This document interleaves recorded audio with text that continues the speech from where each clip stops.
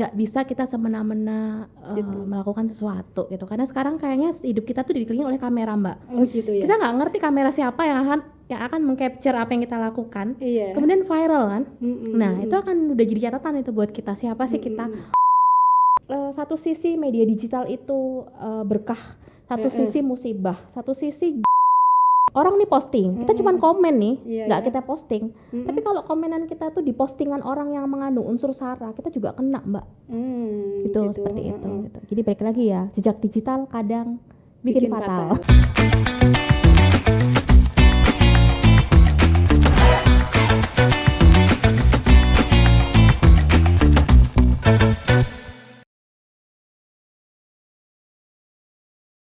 Halo Tribuners, jumpa lagi di acara Cakap Sana Cakap Sini bersama saya Uus dari Tribun Jatim. Kali ini kita akan membahas tema yang sangat hits kali ini tentang jejak digital yang bikin fatal. Bersama saya kali ini ada Dr. Fitria Widiani Rosinda, relawan Mavindo Surabaya atau Masyarakat Anti Fitnah Indonesia. Saya manggilnya dengan Ibu Fitria atau Bu Tia? Aja. Oh, dengan Tia aja. Mbak ya, Mbak. Oke, selain sebagai relawan Mavindo, Bu Tia ini juga sebagai Kepala Bagian Humas Universitas Bayangkara, gitu. Ya. Oke, Bu Tia, ini tema yang sangat menarik yang akan kita bicarakan terkait jejak digital ya, Bu Tia. Kalau melihat fenomena sekarang ini ya, Bu Tia ya, kalau kita melihat kemarin ada kasus Mario Dandi ya. Mario Dandi, ya, iya. Jadi dia anak seorang pejabat di Ditjen Pajak yang kemudian kasus penganiayaannya akhirnya berimbas yang sangat panjang gitu ya, di mana orang tuanya akhirnya sekarang juga sudah pakai baju orange dan ditahan. Dan itu berawal dari jejak digital.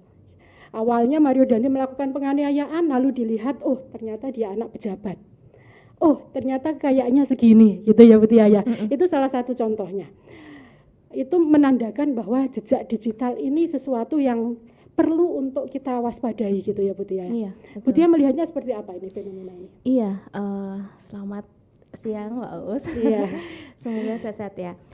Selamat siang Mas Mbak, Bapak Ibu. Jadi memang di era digital ini kan memang sekarang portofolio kita tuh di media digital ya. Iya. Jadi apapun yang kita sampaikan, apapun yang kita bicarakan, apapun yang kita lakukan itu semuanya tergambar jelas di media sosial. Nah, parahnya adalah kenapa tema kita pada hari ini adalah jejak digital itu memang kadang bikin fatal. Bikin fatalnya itu kalau misalkan kita nggak aware terhadap apa yang kita posting, terhadap apa yang kita komen, bahkan sekali aja kita tersangkut sebuah kasus yang memang itu berkaitan dengan hukum, itu selamanya akan ada di track record hidup kita kayaknya seperti itu gitu Mbak. Jadi memang itu yang harus kita waspadai, itu yang memang harus jadi catatan buat kita semuanya, terutama generasi muda ya, terutama itu bahwa memang gak bisa kita semena-mena melakukan sesuatu gitu, karena sekarang kayaknya hidup kita tuh dikelilingi oleh kamera Mbak. Oh gitu ya. Kita nggak ngerti kamera siapa yang akan mengcapture apa yang kita lakukan, kemudian viral kan. Nah itu akan udah jadi catatan itu buat kita, siapa sih kita. Orang tahu kita tinggal klik ya nama kita di googling, oh aku nggak kenal dia, oke lah yang penting aku tahu namanya, klik kan. Itu nanti kan keluar kan kita siapa kayak gitu. Terus bagaimana biar kita bisa memanfaatkan media sosial gitu ya Bu Tia ya, tetapi juga kita membuat jejak yang bagus gitu ya. Iya itu yang memang kadang-kadang itu rumus yang paling efektif adalah kapanpun kita merasa kita nggak enak, hindari medsos. Oh gitu. Ya. Oh gitu. Karena ketika kita ada dalam kondisi yang kita nggak enak, emosi kita benar-benar di titik yang tidak mampu kita kontrol. Kemudian ketika kita berhadapan dengan medsos, itu kita cenderung akan jujurli gitu. Jujurli. Jadi maksudnya kita cenderung mengungkapkan apa yang kita rasakan nggak enak itu ke media sosial, yang which is itu ketika kita sadar, kita tarik lagi itu udah susah Mbak. Karena kita tahu ya kerjanya dunia digital itu keluar itu nggak bisa kita tarik lagi gitu loh. Bisa nggak sih komen, gambar dan lain sebagainya yang sudah kita share itu kita hapus? Bisa, tapi jejaknya ini loh. Ketika itu udah tercapture oleh orang lain, ketika kita udah sampai, kan kita tuh senengnya kan sharing ya Mbak, sharing semuanya kita share gitu, terus kan ke pesan-pesan berantai. Nah itu yang udah kita nggak bisa lagi itu. Makanya tipsnya adalah terutama yang paling simpel ya, kalau kita lagi nggak enak hati, itu Iya. yang paling simpel. Udahlah, nggak usah pegang gadget lah ya, mending kita nge-mall atau cari gunung atau cari Gitu. laut gitu Mbak. Ya, Kayak tapi gitu. tidak bisa dipungkiri kalau kita apa namanya, hal itu juga bisa membuat kadang-kadang gitu ya, membuat apa digital juga bisa menaikkan popularitas, Iya, menaikkan kalau untuk betul. para politisi elektabilitas dan Iya, lain sebagainya. Nah, heeh, agar digital ini bisa positif. dimanfaatkan untuk bermanfaat yang seperti itu bagaimana? Oke, jadi memang eh, media digital atau media sosial itu semudah itu menjatuhkan kita Iya. sebawah-bawahnya atau Benar. menaikkan kita setinggi-tingginya Iya, gitu iya. ya. Jadi semudah itu mereka melakukan itu. Mm-mm. Makanya kenapa kita harus selalu aware bahwa itu tadi Mbak, apalagi kalau kita bukan siapa-siapa gitu mungkin nggak masalah ya. Iya, Dalam iya. artian gini, ada orang yang memilih untuk menjadi public figure atau tokoh publik, ada orang yang memilih menjadi orang yang biasa-biasa saja. Itu pilihan kita mau menjadi yang mana gitu. Tapi semakin kita menjadi seseorang yang kita diikuti oleh banyak orang, kita diidolakan ya, Iya, iya. diidolakan oleh banyak orang, itu seharusnya memang konten yang kita share di media kita itu adalah konten-konten yang sifatnya positif. Iya, Gitu. Lebih banyak kita menggunakan sarana media digital, media sosial kita itu untuk sesuatu yang memang mengedukasi orang untuk orang lebih banyak lagi menyebar kebaikan gitu, daripada ya yang nggak baik-baik kayak gitu. Itu sih Mbak. Oh, Banyak gitu. sih yang dilakukan sebenarnya. Tapi kan ada sebagian orang juga yang mungkin terlalu vokal, kritis gitu ya. Nah, itu bagaimana? Kritis tapi juga membangun dan jejaknya bagus. Seperti kasusnya Bima Lampung Mas gitu Bima, kan ya. Bima Lampung. Pada akhirnya kan impactnya sangat Besar ya Mbak. heeh. Luar biasa Itu, ya. iya, Jadi bagaimana perhatian. kita membatasi kekritisan dengan apa namanya, dengan apa hal-hal yang bagaimana ini? Iya, kalau misalkan menanggapi kekritisan di media sosial gitu ya, memang ada sebetulnya gini, kita kan ada etiket ya yang harus memang kita perhatikan kalau kita sudah berhubungan dengan dunia maya gitu ya, karena kita nggak pernah tahu di balik itu tuh siapa aja yang jadi pemerhati kita gitu. Benernya memang kritis itu boleh Mbak, dimanapun itu boleh gitu, diperbolehkan gitu.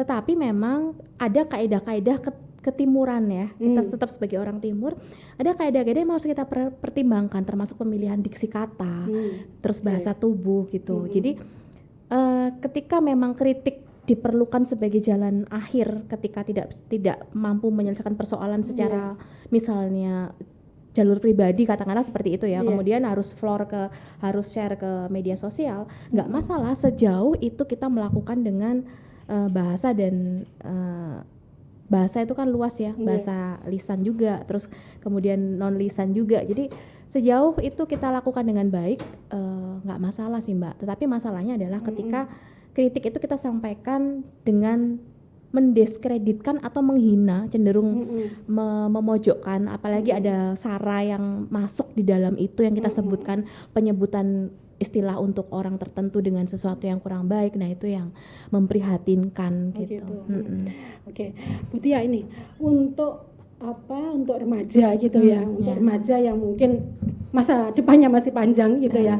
Jejak digital ini kan nanti dampaknya sangat luas. Misalnya untuk mahasiswa sekarang gitu ya, mahasiswa sekarang nanti setelah lulus dia akan cari kerja lah. Jejak digitalnya ini bisa jadi portofolio dia gitu ya, bisa jadi pertimbangan lah. Ini bagaimana kita membuat portofolio yang bagus di digital kita. Oke. Pertanyaan yang keren ya Mbak menurut saya. Saya selalu bilang ke mahasiswa saya bilang, kamu itu masa depanmu masih panjang, tapi belum tentu ada jaminan masa depanmu cerah. Mereka langsung kok gitu Bu gitu. Iya karena gini, karena terkait undang-undang ITE itu bisa menjerat siapapun. Siapapun, bisa saya, bisa mahasiswa saya, bisa teman-teman, bisa Mas dan Mbak. Kalau memang kita nggak mengkontrol apa yang kita posting di media sosial gitu. Maksud saya adalah cerah itu jangan pernah membuat jejak yang tidak baik di media sosial gitu. Karena sekali kita punya sejarah catatan itu, terus kemudian orang mengcapture, maka ya itu akan jadi selamanya itu. Dan saya selalu bilang sama mereka, zaman sekarang nih ya, kalau kamu cari pekerjaan itu nggak hanya dilihat kamu bisa ngerjain apa gitu, IP kamu berapa, kamu lulusan universitas mana gitu, itu enggak. Tapi orang itu akan ngelihat nama lengkap kamu tuh di searching Mbak, langsung di searching. Saya jelaskan ke mereka bahwa perusahaan itu akan men-searching nama lengkap kamu, kemudian klik, wah pernah nih jadi DPO, Oh benar. wah pernah nih kena sara, Iya, wah pernah nih dihujat netizen Nusantara Raya kayak gitu, Iya, jagat kayak gitu. Jadi itu semua ada rekam jejaknya. Mau kita ilangin akun kita pun, tapi nama lengkap kita kan tetap masih ada. Iya. Jadi memang sangat sangat penting ya Iya. jejak digital untuk apa membentuk portofolio kita Iya, gitu betul. ya. Betul, Terus Mbak. mahasiswa itu kan itu apa namanya kita mengerim dari hal-hal yang negatif lah. Bagaimana kita mencitrakan gitu ya, mencitrakan kita di digital itu sebagai portofolio kita. Iya, jadi misalnya nih sekarang ini untuk generasi muda ya Mbak ya secara keseluruhan ya. Jadi ada pepatah yang sebenarnya bagus gitu. Di era sekarang itu kamu nggak perlu sibuk menceritakan siapa kamu, tapi orang akan dengan mudah mengetahui siapa kamu dan kamu tuh seperti apa yang kamu lakukan tuh dari media sosialmu atau dari namamu yang sudah ada gitu ya. Ketika kita ngeklik, oh ternyata itu aktivitasnya seperti itu gitu. Iya. Kalau nggak di private, kalau di private ya. Tapi kalau googling kan kita bisa tahu ya Mbak. Nah caranya adalah setiap kegiatan yang memang itu kita anggap nilai plus untuk pekerjaan dan masa depan kita itu kita posting aja, itu kita bagi aja, kita share aja kepada media-media sosial kita ya. Kan mahasiswa sekarang kan nggak mungkin satu ya Mbak, kayak lengkap deh, dan bahkan mereka tuh kadang satu media sosial dengan nama yang sama gitu bisa ada beberapa akun kan seperti itu daripada kita gitu kan ya. Nah mereka perlu menunjukkan, saya rasa mereka perlu menunjukkan eksistensi dirinya mereka secara positif supaya ketika nanti mereka lulus atau mereka berhubungan dengan lingkungan pekerjaan yang lebih ini, mereka bisa ada porto di situ. Untuk mahasiswa atau untuk remaja gitu ya. Bagaimana dengan untuk ibu-ibu nih ya? Untuk ibu-ibu yang kerap kali saya lihat di media sosial misalnya itu ada yang apa namanya agak kelewatan gitu ya Bu Tia ya. Lah, ini ibu-ibu ini kan jiwa keponya, terus jiwa apa namanya pengen di apa namanya eksibisionis gitu ya, mendekati eksibisionis gitu. Itu kan tinggi gitu Bu Tia lah. Itu bagaimana mengerem itu untuk ibu-ibu Iya, itu tantangannya sekarang kan memang literasi ya, kembali kepada literasi ya Mbak. Bagaimana sih literasi digital itu tetap harus kita berikan ke mereka ya. Memang itu susahnya. Jadi kalau memang emak-emak itu kan memang cenderung suka berbagi, berbagi apapun gitu, termasuk informasi itu kadang benar nggak benar itu ya pokoknya yang penting di share gitu ya. Nah itu ya lebih kepada penguatan sih Mbak masing-masing individunya ya. Nah kalau kami kan di Mavindo kan literasi yang kami lakukan ini kan memang termasuk tular nalar itu kan ada program untuk lansia gitu ya. Gitu. Ada Mbak, ada program tular nalar itu untuk lansia. Jadi kita mengedukasi para lansia bagaimana mereka tuh nggak cuman bisa pegang HP, gadget tuh, tapi mereka bisa lansia Mbak. Iya, kita edukasi ke lansia. Jadi karena ternyata kan korban-korban untuk penipuan digital, penipuan online dan segala macam kan memang lansia juga ada yang jadi korban gitu. Jadi bagaimana sih mereka itu aware terhadap pesan-pesan nih. Kalau misalkan kamu nggak yakin, nah pesan yang membuat nggak yakin tuh yang seperti apa sih bentuknya? Gitu kita ajarkan seperti itu, apa cara mendeteksi gitu. Terus kemudian kalau memang itu nggak ini ya sudah skip aja, nggak usah ditangkepin. Nah kita edukasi itu Mbak supaya mereka bisa paham. Kalau mereka nggak tahu minimal nanya ke orang terdekatnya dulu, jangan langsung gabung ya, kasih kode ya, kemudian dikirim. Kan banyak ya kasus-kasus seperti itu gitu. Nah terkait emak-emak tadi itu memang gelombang emak-emak di Indonesia luar biasa ya. itu gelombang yang luar biasa gitu. Tapi memang itu dia Mbak perlunya edukasi literasi yang harus terus kita galakkan. Apalagi yang fenomena itu kan sekarang istri pejabat gitu ya, istri pejabat yang Flexing kemarin diintai oleh para netizen. Itu kan istri-istri pejabat yang kelihatan dia pamer ini dan akhirnya suaminya terimbas, banyak pejabat yang dicopot karena itu gitulah. Iya, inilah memang keluar biasanya dunia digital Mbak Uus.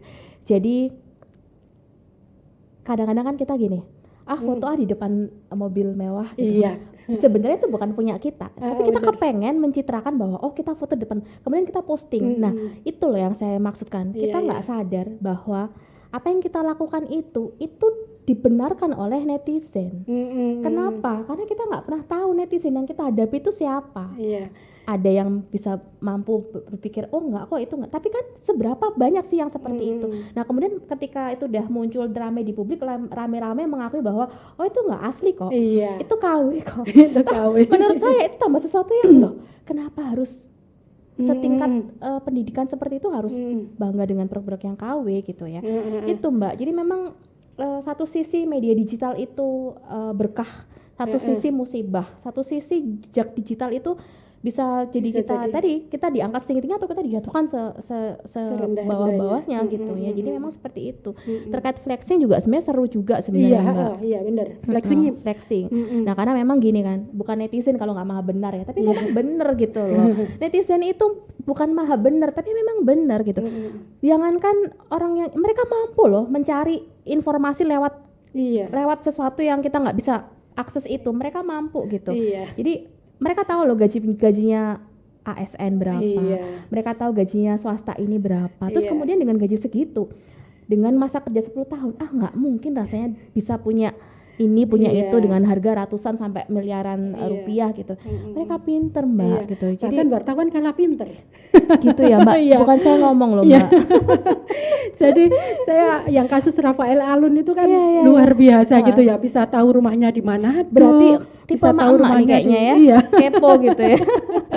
Saya sampai mengikuti itu media sosial. Sampai slip gaji keluar ya Mbak di media ya, slip gaji keluar, kemudian pemiliknya siapa keluar, bahkan sampai sepatu itu belinya di mana ada rekaman. Luar biasa loh netizen itu. Jadi siapa bilang netizen itu enggak jadi itu setara dengan BIN atau lebih BIN. Gitu. Mereka bisa mencari informasi yang kadang-kadang kita miss dengan itu ya. Wah ternyata bisa ya mereka menemukan hal-hal yang terkecil seperti itu. Terus mengenai itu pencitraan istri pejabat kan nggak mungkin misalnya kita hanya memposting hal-hal yang remeh-temeh misalnya gitu ya, kita ke pasar gitu kan nggak mungkin. Istri pejabat untuk mencitrakan dirinya gitu kan ya. Pejabat mencitrakan dirinya, batasan itu bagaimana Bu Tia? Iya Mbak, jadi kemewahan itu menular memang Mbak. Gitu. Jadi misalnya kadang kalau kita tuh secara psikologis akan cenderung mengikuti apa yang kita lihat ya. Secara psikologis dorongan kita tuh ternyata istrinya ini pakai yang dipakai ini, mereknya ini. Itu kita cenderung untuk aku juga semestinya juga seperti itu gitu. Ada kecenderungan manusia untuk memang seperti itu gitu. Tetapi masalahnya adalah itu dia Mbak. Tingkat kemampuan membeli dengan literasi yang tidak berbanding dengan literasi media digital yang rendah. Itu yang akibatnya sekarang yang kita tahu itu Mbak. Yang flexing itu sebenarnya flexing boleh-boleh aja kan? Nggak dilarang kok flexing itu. Cuman kamu mau flexing kamu tuh siapa dulu gitu loh. Kan netizen tuh mau sadar diri dulu. Iya, netizen tuh mau ngomong kan, kamu tuh loh dosen negeri, gajimu tuh segini, kamu loh ASN, pangkatmu cuman eselon ciprit gitu ya. Eselon kok ciprit ya? Maksudnya pangkat segini. Terus kemudian misalnya. Terus kemudian itu loh Mbak, namanya gaji itu kan sudah ada rate-nya. Kemudian istrinya ibu rumah tangga, katakanlah seperti itu. Oke lah kalau bisnis berapa sih ini ya? Tapi kan netizen nggak tahu gitu. Nah kemudian sering pamer mungkin saya nggak bilang itu pamer ya, sering memposting sesuatu yang itu menggunakan tas mewah atau apapun itu. Ya akhirnya kan ditambah kekesalan mereka gitu loh. Netizen ini kan bukan sesuatu yang tidak punya hati kan Mbak. Mereka punya hati karena memang ternyata aku bayar pajak tuh gini ya. Nah seperti itu. Akhirnya disangkut-sangkutin kan. Benar. Tapi sebenarnya apakah itu salah? Enggak. Justru sebenarnya mungkin momen ini jadi momen introspeksi kita gitu loh untuk ya kalau emang segitu ya segitulah, nggak usah yang seperti itu. Gitu. Sadar diri ya. Iya, benar. Makanya kalau semakin orang terliterasi ya Mbak, malah semakin takut menggunakan medsos untuk posting foto istri, suami, anak, nenek, orang tua, mertua. Itu perlu nggak itu? Ada untungnya nggak? Misalnya kalau dulu ada artis Anggun C. Sasmi, itu kan tidak mau memposting foto anak gadisnya gitu kan, misalnya seperti itu. Lalu ada beberapa artis yang tidak memposting foto keluarga, artis dan anaknya dan lain sebagainya. Itu ada untungnya atau bagaimana kalau seperti itu? Terkait untung ruginya itu kan memang kembali kepada masing-masing ya, karena itu memang prinsip ya. Saya kadang-kadang kalau saya ngomong seperti itu ada yang bantah Mbak.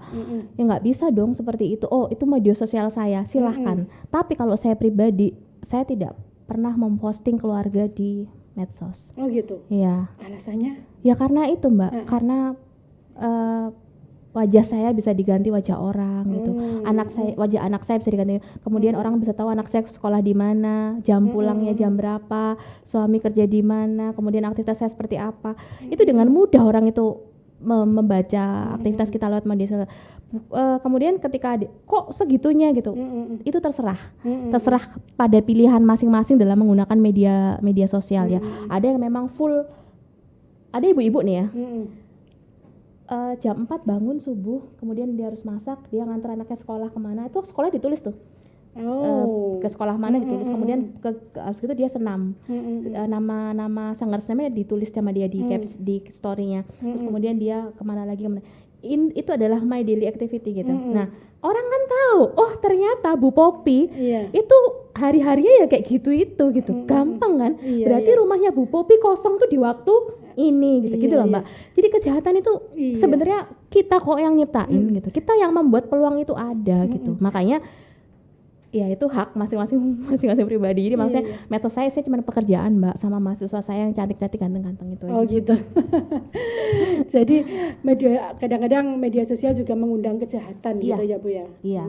Tanpa kita sadari itu. Ada nggak sih Mbak, pernah lihat nggak sih di story yang nunjukin rumah kamar per kamar ruangan nih loh guys, rumahku biasanya. Ini kamar pertama, ini kamar kedua, ini saya. alamat rumahku di sini aku barusan wah tuh serem banget Mbak. Bahkan ada juga yang serem lah Mbak. Kalau menurut saya serem sih itu Mbak, gitu. Karena kita nggak pernah tahu gitu loh Mbak, orang itu menggunakan data itu tuh apa gitu. Harus nggak sih, pertanyaannya harus nggak sih kita share semua diri kita, privasi kita harus nggak sih kita share ke ranah publik? Nah, oke, bagaimana kita balik pemikiran kita? Taruhlah semua itu nggak ada, medsos itu nggak ada, kita mau share nggak sih? Enggak kan? Kita pakai apa share-nya? Gitu loh. Pertanyaannya akhirnya saya balik gitu. Tapi terserah, itu masing-masing pribadi punya sesuatu yang berbeda, karena pasti goals-nya, tujuannya mereka seperti itu pasti ada sesuatu juga yang berbeda. Ada yang juga untuk nyari uang juga bisa kan ya. Oh gitu. Ya kan ada. Ini Mbak, menarik ini. Nyari uang bagaimana ini? Memang pekerjaannya seperti itu gitu. Jadi tapi ada batasan-batasan kan. Ini untuk nyari uang, ini untuk pribadi yang private-nya harusnya ada. Itu bagaimana? Jadi contoh seperti ini, kalau nyari uangnya misalkan gini, dia seorang afiliasi mungkin ya. Kemudian rumahnya itu sebagai afiliasi gitu. Maksudnya ini loh, saya beli sofa, kemudian saya pasang di ruang tamu saya. Terus habis itu dia marketingnya sebuah perumahan dan dia beli rumah di situ, dan itu lain hal gitu. Tapi paling tidak kan ada batasan yang dia harus tahu sendiri gitu. Nggak bisa orang lain, dia harus peka ketika aku nge-share semuanya ke publik. Nah kemudian oke lah kalau aku nih cuman ini ya, tapi kalau aku nih tokoh publik gitu kan orang lebih ini. Pokoknya intinya Mbak, kita nggak pernah tahu kapan kejahatan itu datang ke kita. Kalau nggak kita yang mewaspadai sendiri seperti itu. Harus sadar, itu hal yang penting, harus sadar diri kita itu siapa. Kalau kita merasa kita sebagai public figure, kita harus membatasi yang seperti apa gitu ya. Mana yang perlu kita push, mana yang perlu kita keep gitu. Mana yang push kita menguntungkan dan mana sekiranya nanti akan berdampak panjang gitu ya betul. Ya. Bikin kita tambah puyeng gitu ya. Oh gitu. Oke. Kan kok kita tarik lagi kan sudah susah ya Mbak. Kayak gitu-gitu kan susah gitu. Iya. Gitu. Oke. Itu barangkali perbincangan kita hari ini ya dengan Bu Tia. Cepet banget ya kayaknya. Iya Bu Tia, kayaknya masih perlu waktu 1 jam lagi. 3 jam nggak sih tadi kita? Iya. Itu Bu Tia, sebelum kita akhiri mungkin ada pesan atau apa gitu ya Bu Tia yang bisa disampaikan ke Tribuners? Iya, tadi kembali ke saya lebih kata kuncinya kembali kepada tema tadi ya.